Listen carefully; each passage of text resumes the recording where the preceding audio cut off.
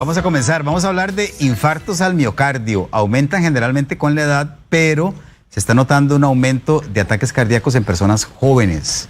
Para conocer qué es lo que está provocando la situación, sus tratamientos y si existe posibilidades de prevenir esto, está con nosotros la doctora Yamila Boucit. Ella es especialista en medicina interna y además es cardióloga. Doctora, gracias por estar aquí. No, gracias por haber sacado el ratito.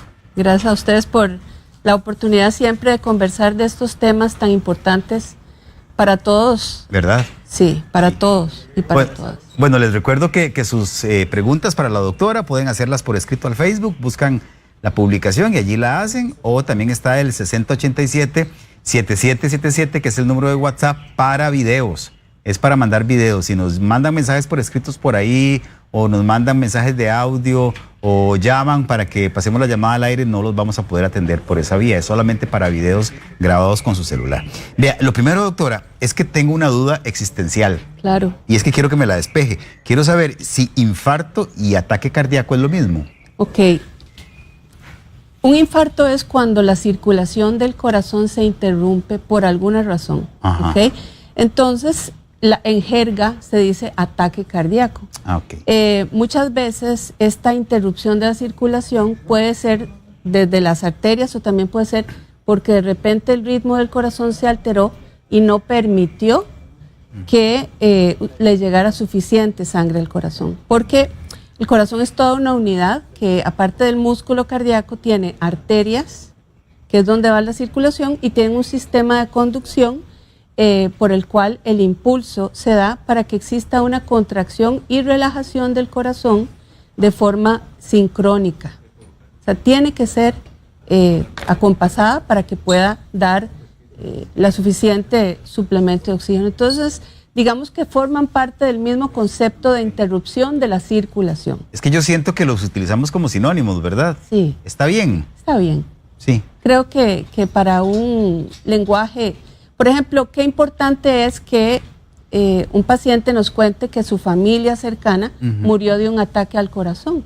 A veces nosotros podemos preguntar, bueno, ¿sabe usted un poquito más? Si padecía de una arritmia, de problemas del ritmo cardíaco y fue eso, o sí, en mi familia todos tenían arterias tapadas, o no, tuvo una válvula que se infectó y por esto se murió. Entonces, yo creo que como antecedente es importante y nos sirve de sinónimo. Claro. Bueno, entonces, ¿qué es lo que ocurre cuando pasa un infarto? ¿O qué es un infarto en palabras sencillas? Un infarto es el estado en el cual el corazón, que es el músculo cardíaco que se encarga de enviar el oxígeno a todo el cuerpo, deja de funcionar porque no tiene suficiente oxígeno, porque se interrumpe su circulación. Como cuando a un celular se le va la señal o cuando el agua y entonces el músculo necesita vivir a través del oxígeno y entonces ahí es donde empieza todo el problema del infarto. ¿Cuáles son las causas más importantes que provocan un infarto? Bueno, los factores de riesgo cardiovasculares, por ejemplo, la diabetes, la hipertensión, el colesterol alto, a veces esto va haciendo que se formen placas en las arterias. A veces cuando la gente tiene mucha anemia, por ejemplo, sobre todo personas mayores, arritmias, problemas de las hormonas, hay múltiples cosas. Sustancias, por ejemplo, como el consumo de drogas vasoactivas que se llaman, como la cocaína y los ácidos y estas éxtasis, todo eso, en pacientes vulnerables podrían provocar un infarto. Okay. Doctora, ¿y hay rangos de edades en los que los infartos son más frecuentes? Claro que sí. Sí. Los hombres y las mujeres tenemos diferencias en la incidencia de infarto hasta que llegan los 40 años. Y de allí, incluso de los 40 a los 50, hay alguna diferencia también. Y ya después de los 50 se equiparan en los dos. Pero los infartos en general son más frecuentes después de los 40 años en ambos sexos, ¿verdad? Sin embargo, sí es posible tener un infarto de menos de 40 años. Bueno, y justamente de eso nos vamos a ocupar Así en la entrevista, porque sí hemos visto muchas noticias últimamente de personas jóvenes y uno la verdad es que siempre se sorprende, porque no sé por qué uno tiende a pensar que un infarto le ocurre a una persona de cierta edad. Y cuando es alguien muy joven, 20 o 30 años, uno dice, Dios, ¿qué fue lo que pasó aquí? Claro. ¿verdad? Claro. ¿Sí han notado ustedes un incremento en Sí, esto? sí. ¿O es pura percepción? No, y es a nivel mundial. Si vemos los últimos reportes y las estadísticas de la Organización Panamericana de la Salud, de la Organización Mundial de la Salud, estamos viendo un incremento en el número de infartos en pacientes de menos de 30 años. Aproximadamente un 2% anual de incremento al número normal esperado. ¿Y los factores de riesgo en este caso son los mismos? Son los mismos. Hay que agregarle a estos que muchas veces las arterias coronarias de ese paciente, que obviamente es muy difícil saberlo antes, tienen alguna malformación ya de previo y que no se sabía porque no había ocurrido la situación, ¿verdad? El consumo de tabaco que se está incrementando en ciertos rangos de edad, el consumo de alcohol excesivo, la depresión, por ejemplo, el estrés, el práctica de deporte extremos, en el sentido de que no en la disciplina del deporte y poco a poco y siendo guiados, sino a extremos de extenuación física, el aumento de peso, después de lo que vino con el COVID, que estuvo la gente adentro de la casa y hubo aumentos de peso, sedentarismo, etcétera. Todo eso ha hecho que estos se aumenten. Ahora, una persona joven que no tenga factores de riesgo también podría sufrir un infarto. Podría ser, pero es menos frecuente. Ajá. Pero es posible, claro. Y en estos casos, ¿qué es lo que provoca el infarto si no hay factores de riesgo tan importantes? Claro, es muy interesante cuando se analizan, por estos pacientes son todos un paradigma, ¿verdad? A veces hay espasmo de las arterias coronarias, por ejemplo, en gente joven, por estrés o por angustia, y que puede hacer que la circulación se interrumpa por un periodo de tiempo y esto provoque que el músculo cardíaco tenga un daño. Consumo de drogas, si no hay factores de riesgo asociados. Muchas veces los factores de riesgo no los conocemos. A veces uno le pregunta al paciente, ¿en su familia hay problema de colesterol? Bueno, verdaderamente no lo sé. O sea, es poco la familia que habla de todas sus enfermedades, ¿verdad? Juntas, o de, sí, por ejemplo, un tío que murió de forma súbita, lo encontraron muerto, tenía 40 años. Eso es un factor de riesgo importante. Muertes en menores de 50 años es como historia familiar, es algo muy importante. Ok. Me llama la atención muchísimo de todo lo que nos ha dicho hasta ahora el tema de la depresión. ¿Cómo un caso severo de depresión, o no sé si tiene que ser tan severo para que provoque un infarto? Bueno, ¿Qué es lo que pasa en esos casos? es muy interesante esto y son varios elementos que entran en juego. Primero que nada, la depresión es un trastorno que se manifiesta por alteraciones en la conducta de la persona, que tiene que ver con su estado de ánimo, pero en realidad es un desequilibrio que afecta a todo el cuerpo. El paciente que tiene depresión tiene mal dormir, tiene una alimentación que es absolutamente atípica, puede caer en vicios o en hábitos que son nocivos para la circulación, para tratar de sentirse mejor, e incluso se ha hablado últimamente que las alteraciones en lo que tiene que ver con el equilibrio de los neurotransmisores a nivel cerebral nos podrían hacer más vulnerables a tener coágulos. Perdón, una mosquita. No se preocupe. Es un zancudito. Es un zancudito, exacto. A tener coágulos y a tener espasmo de las arterias. Entonces, eso es algo que tenemos que tener en cuenta. ¿Sí? Sí, qué curioso. Bueno, vamos a colocarles una pantalla con algunos síntomas de infarto para ir desarrollando cada uno de ellos y que la doctora nos explique qué tan frecuentes que se presenten algunos de estos síntomas o todos en conjunto. Dolor de pecho o dolor en el brazo izquierdo. ¿Qué tipo de dolor, doctora? Muy bien. Eso es tan personal. Ajá. Porque la sensación del dolor, el nivel y el rango del dolor es tan único. Hay gente que tiene umbrales del dolor muy altos. Si uno los percibe diferente, ¿verdad? Y los percibe diferente. O que, por ejemplo, sienten una presión, un cansancio. Hay gente que lo expresa así. Siento un cansancio en el brazo izquierdo, se me va la mandíbula y al cuello cuando tengo angustia, cuando hace mucho frío, cuando hace mucho calor. Cuando tengo cansancio después de que hago ejercicio. Son síntomas que hay definitivamente que tomar en cuenta. Y los síntomas que se acompañan, porque cuando hay algo circulatorio siempre va a haber trastornos en la frecuencia del corazón, por ejemplo, siento que se me acelera un poco, sudoraciones anormales, sensación de mareo, de descomposición, alteraciones en la vista. Todos esos síntomas hay que tenerlos en cuenta. Bueno, de hecho, ahí están todos esos síntomas en la pantalla. Quería preguntarle por el brazo izquierdo. ¿Por qué duele el brazo izquierdo? Bueno, es la referencia, digamos, en lo que nosotros llamamos los dermatomas. Los dermatomas son como zonas del cuerpo humano que están divididos y que donde se inervan cierto grupo de nervios que corresponden a esto. Entonces, el brazo izquierdo forma parte del dermatoma cardíaco, así como lo es del diafragma hacia arriba hasta la mandíbula, ¿verdad? Cualquiera, toda esa zona.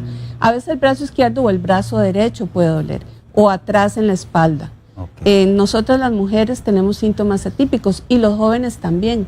Por ejemplo, a veces el joven tiene dolores de reposo inexplicables. ¿Qué es un dolor de reposo? Por ejemplo, están tranquilos en la casa y de repente sienten un dolor súbito, sin ninguna razón, aumento en la frecuencia del corazón, dolor cuando se agachan o cuando se hacen hacia atrás, mareos. Ellos lo pueden, digamos, distinguir como algo nuevo que está apareciendo y entonces eso hay que hacerles caso.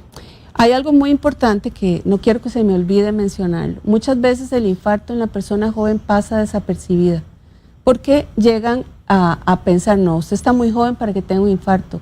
¿Le duele el pecho? No. ¿Le falta el aire? Sí, pero no, es muy joven. Eso no es un infarto, tal vez es digestivo, una gripe, un estrés, una angustia. Entonces se atrasan en acudir a un servicio de urgencias.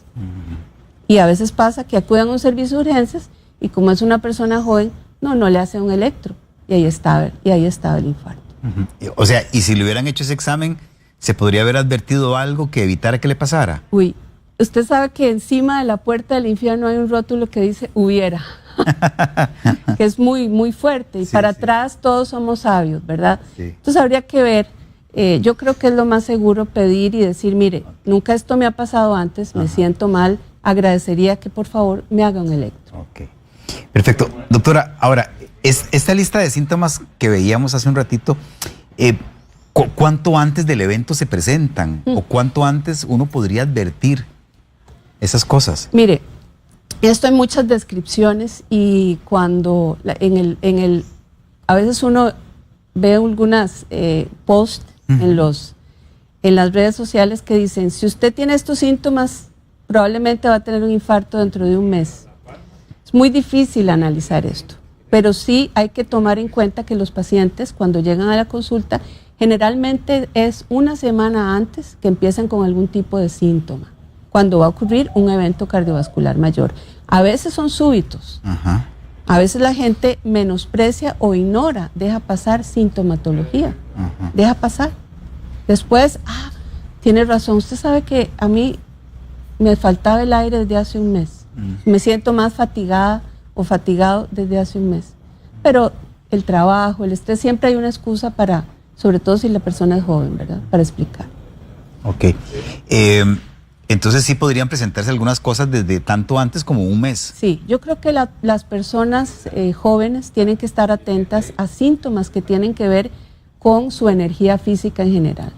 Cuando hay un detrimento en esa energía sin alguna causa aparente, diferente es que no estén durmiendo bien, que no estén comiendo bien o que no estén hidratándose bien. Pero si hay un cambio en la energía, en la fuerza, en la respiración, si hay cambio en la percepción de la respiración, si hay un cambio por ejemplo, en su... normalmente uno no siente el latido del corazón. Cuando empieza a sentirlo es porque hay algo que lo está acelerando. Está muy acelerado, claro. Exactamente. Y uno dice, se me va a salir el corazón. Exactamente. Ajá. Doctora, ¿y por qué pasa que lo hemos visto, lo recuerdo particularmente en algunos atletas, en algunos deportistas, que son estos infartos fulminantes, ¿verdad? La persona está haciendo la actividad a la que se dedica y ¡plá! Cae y de una vez. Sí, y lo triste es que muchas veces estos atletas de alto rendimiento han sido estudiados antes por métodos como de pruebas de esfuerzo, etcétera. Incluso entre más profesionales son, tienen más recursos de estudio. Claro. Cuando son fulminantes y desgraciadamente hay una autopsia de por medio, se dan cuenta que hubo una ruptura de una plaquita pequeñita y sobre todo en una arteria principal de la circulación izquierda. Por ejemplo, Iker Casillas, no sé si claro. recuerda, y lo hablamos abiertamente porque y era un portero de primera línea, Claro. entrenado, y yo me imagino el montón de estudios que se hizo y tuvo un problema cardíaco. Muchas veces estos atletas de alto rendimiento ignoran síntomas porque además están acostumbrados al sufrimiento que implica un deporte de tan alto rendimiento. Claro, lo normalizan. Lo normalizan. Ajá. Ahora, doctora, en muchos de estos casos el evento puede ser desatado por un sobreesfuerzo, o sea... Así es. Sí. El no escuchar el cuerpo, ¿verdad? Yo le digo a mis pacientes que tengan, el ejercicio es maravilloso, para la mente, para el cuerpo, para el espíritu, para su ánimo, para todo. Pero hay que escuchar al cuerpo, y si usted no se siente bien con una actividad física, tiene que reportarlo a su médico o a su entrenador. Y antes de emprender una actividad física que nunca ha realizado antes, debe revisarse. O decirle a su entrenador, mire, en mi familia todo el mundo se muere de infarto.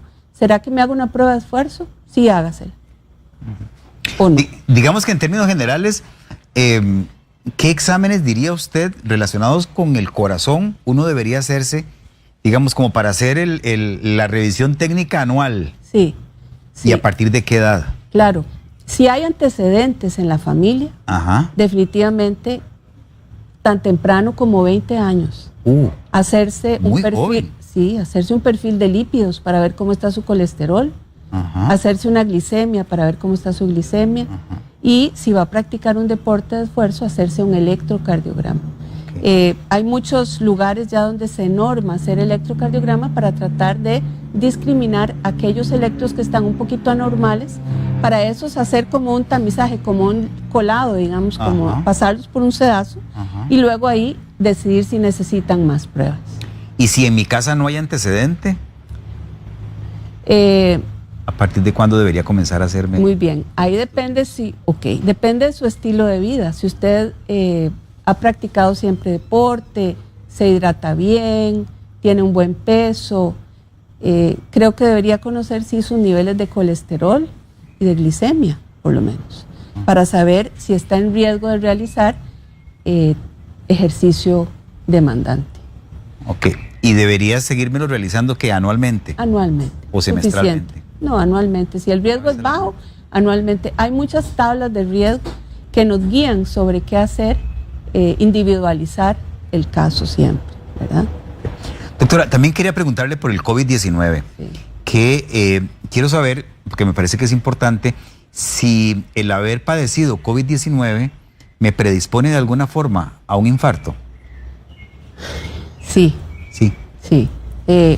Verdaderamente el COVID-19 fue un hito en la medicina, y el peso sobre la salud cardiovascular, la salud mental, que lo estamos viendo mucho, y la salud respiratoria es importante. Entonces vimos muchos casos de trombosis con el COVID-19, vimos inflamación del músculo cardíaco que se llama miocarditis con el COVID-19, vimos aumento de líquido alrededor del corazón que se llama pericarditis o derrame pericárdico con el COVID-19, y vimos muchas arritmias. Entonces todo esto altera todo lo que es la homeostasis, el equilibrio que tiene adentro el corazón, que además es un órgano muy sutil y delicado, ¿verdad? ¿Depende de qué tipo de COVID me dio o qué tan severo, o eso no importa? Digamos, si me dio COVID ya tengo ahí una predisposición. A ver, ahí en su mayoría los COVID van a pasar bien y van a ser superados por la inmunidad del paciente, pero hay reacciones atípicas a este tipo de virus, y no solo al COVID, hay otro tipo de virus que pueden provocarlos, ¿verdad? Pero definitivamente es algo que sí se está viendo correlacionado. Ahora, del COVID verdaderamente tipificarlo es complicado porque depende de la variante que esté predominante, ¿verdad? Y como ya después de 3 años de estar en contacto con este virus, hemos desarrollado algún tipo de resistencia, simbiosis, además de todo el apoyo que ha sido la inmunización, tanto por haber sufrido el COVID, como las vacunas, ¿verdad? Todo esto, así es. Otra cosa, doctora, ¿la edad es un factor que juega a favor o en contra de alguien para resistir un infarto? Digo, una persona de mayor edad es probable que no resista tanto como una persona joven. Depende de la severidad y dónde esté localizado el infarto. Muchas veces estos infartos en gente menor de 40 años es de una sola arteria. Entonces, si las otras arterias están bien, si hay una atención pronta, la evolución es muy buena. Pero la atención es la que tiene que ser pronta. Ya después es complicado. Con el tiempo, cuando la persona tiene muchos años de enfermedad circulatoria, se desarrolla algo que se llama circulación colateral, que son como los caminos vecinales. Cuando se tapan las grandes carreteras, nos vamos por rutas periféricas para poder llegar, pero igual que en las rutas periféricas tarda más en llegar la circulación a las zonas cardíacas. Entonces, es muy personal también. En términos generales, lo que dice la literatura es que tienen buen pronóstico siempre y cuando sean atendidos a tiempo. Una persona joven que sobrevive a un infarto, ¿cómo cambia su estilo de vida o su calidad de vida? Bueno, depende de la extensión del infarto y lo pronto que haya sido atendido. Normalmente, si este infarto está atendido en las primeras horas, después de que ocurre, va a recuperar su circulación y podría recuperar un estilo de vida normal después. Obviamente pasa por un proceso luego que se llama rehabilitación cardíaca, donde se le enseña a hacer ejercicio para que ese ejercicio, en vez de ser un detrimento para el corazón, más bien le ayude a tener mejor circulación colateral. Entonces depende de la extensión y el momento de atención. ¿Y tienen que seguir un tratamiento farmacológico de por vida? ¿Sí? Bueno, por vida a veces, depende del caso, pero normalmente el tratamiento farmacológico es de 1 a 2 años con algún tipo de antiagregante que evita que las plaquetas se hagan grumos.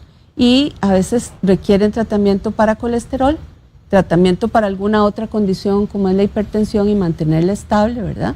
Y tratamientos para controlar el azúcar, si fuera el caso. Ahora que usted dijo que depende de cuán rápido se atienda el caso, Así es. yo los he escuchado a ustedes decir aquí en el programa que cada minuto en esto, o más bien cada segundo cuenta. Así es, así es. En el momento en que yo percibo algún síntoma de estos que dije, ¿debería salir corriendo al hospital? Yo creo que el propio cuadro clínico le dice a uno que debe ir al hospital. Muchas veces si el dolor es opresivo, si te impide respirar profundamente. Sí, la famosa pata de elefante. Pata de elefante, definitivamente hay que ir al hospital. Y es mejor ir al hospital, que te haga un electro, que está todo bien, que después sufrir por no haber ido y no haber consultado. ¿Qué tanto juega el factor tiempo en estos casos, doctora? Digamos. Muchísimo. Sí. Hay una frase en cardiología que dice: tiempo es músculo, y músculo es fuerza del corazón. Y fuerza del corazón es buena circulación para todo el cuerpo.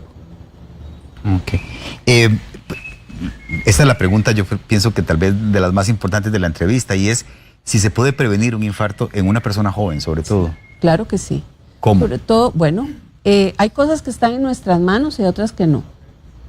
En nuestras manos está el no fumar, en nuestras manos está el no consumir alcohol excesivamente, el no usar drogas vasoactivas que nos van a dañar, el tratar de tener una vida tranquila y estable, el tratar de comer saludablemente, el hidratarnos bien, el hacer un ejercicio moderado. Eso está en nuestras manos.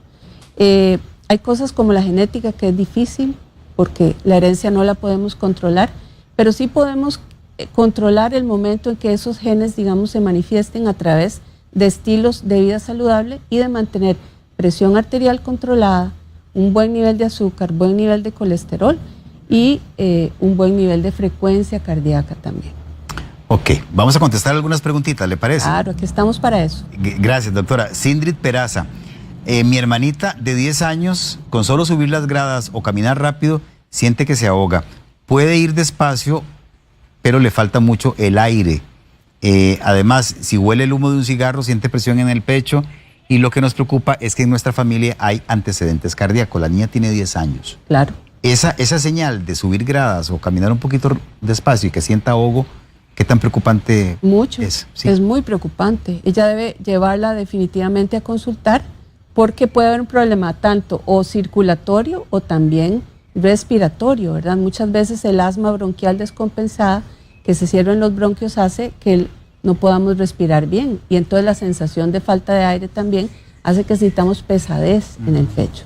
Sobre todo si no tiene antecedente de asma bronquial, es importante que la lleven a consultar. Por la edad de ella, con un pediatra. Con un pediatra, sí, con un cardiólogo pediatra o con un pediatra general que también puede orientar muchísimo, ¿verdad?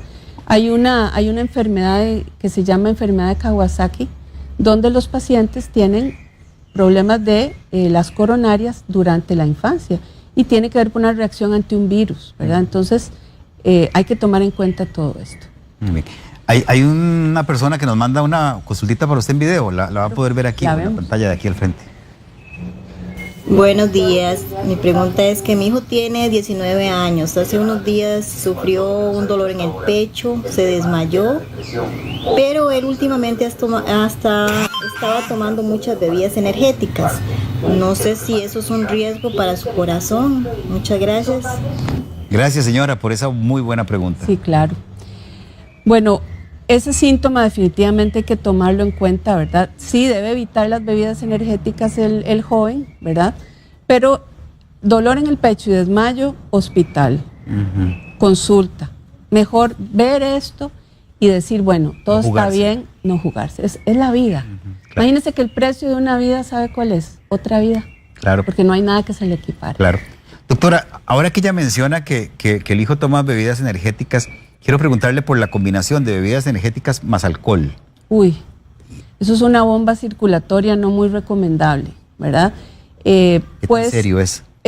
Ok, el alcohol es como una puerta que hace que se metabolice todo más rápido a nivel del hígado. Es como una llave que abre que lo que viene pegado a él entre directamente. Entonces, esto a veces hace que la gente se sienta un poquito más activa, ¿verdad? Deja de percibir un poco la cantidad que está tomando y entonces puede hacer en personas sensibles, ¿verdad? Por la carga de cafeína que traen adentro y otras cosas más, pues que haya aumento o alteración en el ritmo cardíaco. Normalmente no debería ser la causa de muerte, pero si usted tiene un factor predisponente y no lo sabe, tiene una arritmia que ha estado ahí latente y se expone ante estas cosas, pudiera ser que tenga un problema. Entonces yo creo que si siente algo con las bebidas energéticas, debe consultar. Muy bien. Gaby Mendoza, tengo 37 años. Hace un año tuve un dolor en el lado izquierdo desde el hombro, el músculo de la espalda, sentía dormidos los dedos y tuve náuseas. ¿Eso pudo ser el anuncio de un infarto? Eso puede ser el anuncio de un infarto, pero también puede ser el anuncio de una inflamación en la vesícula o de un problema a nivel digestivo.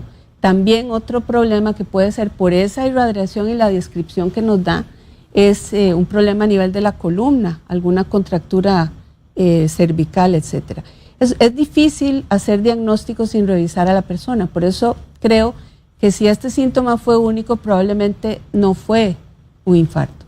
Ahora, si este síntoma persistió o se hizo peor, volvió a aparecer, pues obviamente hay que darle la importancia y valorar que se revise, ¿no?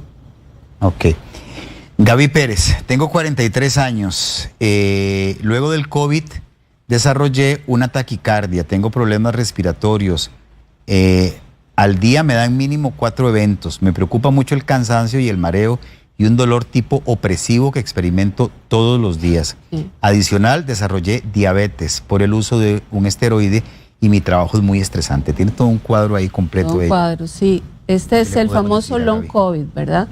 El long COVID que se ha visto después de un episodio de COVID y que abarca desde problemas circulatorios, algo que se llama el síndrome de taquicardia postural ortostática, el POTS, problemas a nivel de lo que es la parte respiratoria con inflamación.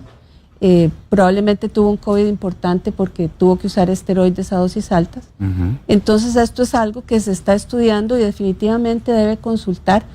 Muchas veces los pacientes se sienten muy tristes porque a pesar de todos los consejos y los tratamientos siguen estando mal, y se está estudiando mucho al respecto. Entonces yo creo que en algún momento vamos a encontrar un protocolo apropiado para esto. Con el COVID todos estamos aprendiendo.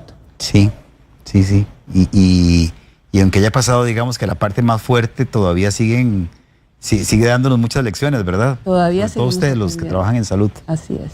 Ivania Reyes, mi mamá A mi mamá le han dado 2 infartos. Uno de ellos le dio cuando dormía. Gracias a Dios sigue con vida. Tiene un soplo. Y quiero saber si eso mismo lo podría tener yo por herencia, porque soy su hija. Claro. A ver, la herencia en la enfermedad cardiovascular se dice que es multigénica, o sea, hay muchos genes que participan.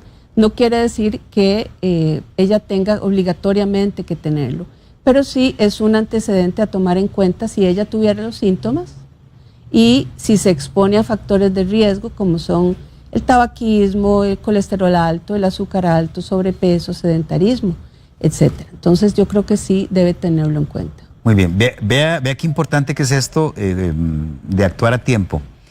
Gisela Andrade, mi esposo, 49 años, hipertenso, diabético, hace 22 días, el Viernes Santo, presentó un malestar estomacal. Él lo achacó a que había comido mucho. 2 días después, el domingo, a las 3 de la mañana, presentó adormecimiento en la parte derecha del cuerpo, desde la cara hasta el pie. Gracias a Dios, por prevención, me lo llevé a un hospital y fue un infarto. Hasta el día de hoy está hospitalizado. Así es. Y por eso uno agradece estos espacios para que la gente sepa que sí, aunque usted esté joven, puede tener un evento cardiovascular.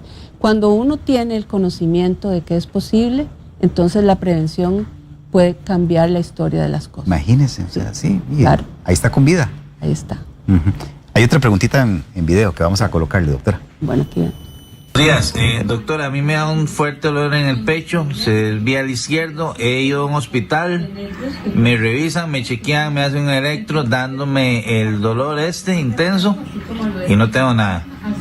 Según los electros, no tengo nada, no me he hecho nada más, pero me dicen que puede ser estrés o algo más hacia atrás.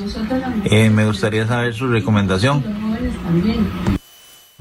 Sí, se ve que el televidente es joven, ¿verdad? Entonces muchas veces en un electro regular no podemos ver lo que está sucediendo. Creo que lo que necesita es ir un poquito más profundamente, radiografía de tórax, analizar los factores de riesgo que tenga y probablemente necesite un ultrasonido del corazón también para ver y por lo menos descartar que no sea circulatorio. Ya, es probable que algunos exámenes de estos, como los electros, como los ecocardiogramas, no arrojen nada que lo haga uno sospechar, pero que en realidad haya algo y que uno necesite exámenes como más profundos. Sí, es posible. Es el menos porcentaje de los pacientes, porque hay algo que se llama sensibilidad y especificidad de una prueba. Una prueba puede ser altamente sensible, o sea, decir, hay algo que está ahí, pero no específica, no decir a dónde está. Por esto nos ayudamos con tablas de riesgo de cálculo a nivel profesional y con otros estudios que son complementarios. Hay que ver al paciente en un conjunto. Ok, Ginia Arguedas, tengo una niña de 10 años. Hace como un mes viene con dolor en el pecho y le cuesta respirar. ¿Qué me recomienda? Que la lleve a la consulta de pediatría o medicina general, lo que tenga disponible para que revisen a su niña. Porque creo que a veces hay problemas respiratorios que no están siendo tomados en cuenta y que incluso hacen que los niños la pasen mal. Un niño en general no se queja de su salud, a menos que esté sufriendo de algo. Claro. Lau Mora, desde el 2020 me dio una trombosis profunda, tomo warfarina, desde entonces hace un año me siento cansada, agotada, a veces siento unos punzonazos en el pecho muy ocasionalmente. ¿Debo acudir al cardiólogo? Definitivamente. Si tuvo una trombosis venosa profunda, hay que descartar que no haya hecho algo que se llama embolia pulmonar, que es coágulos que se dan en la circulación del pulmón y que están relacionados con la trombosis venosa profunda. Claro. Ok. Quiroz Dani, doctora, tengo 36 años, camino mucho, tomo mucha agua, pero a veces me agarra dolor en el pecho y unas punzadas.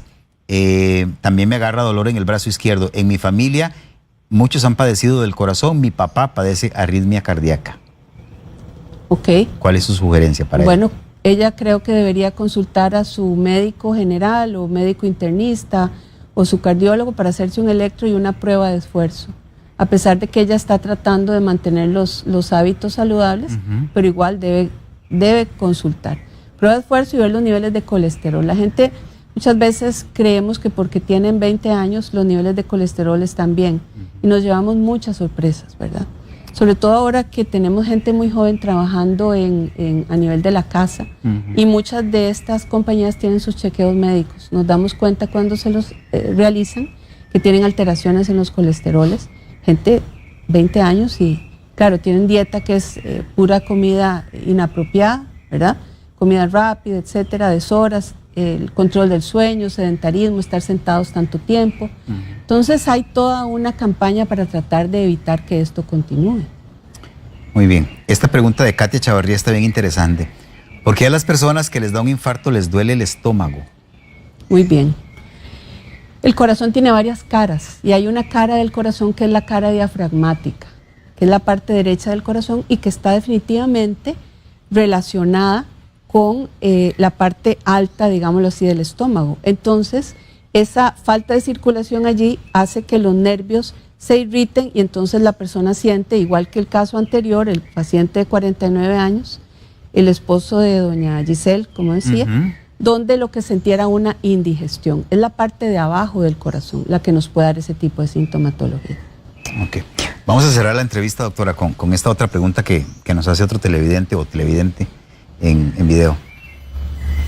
Hola a todos, doctora.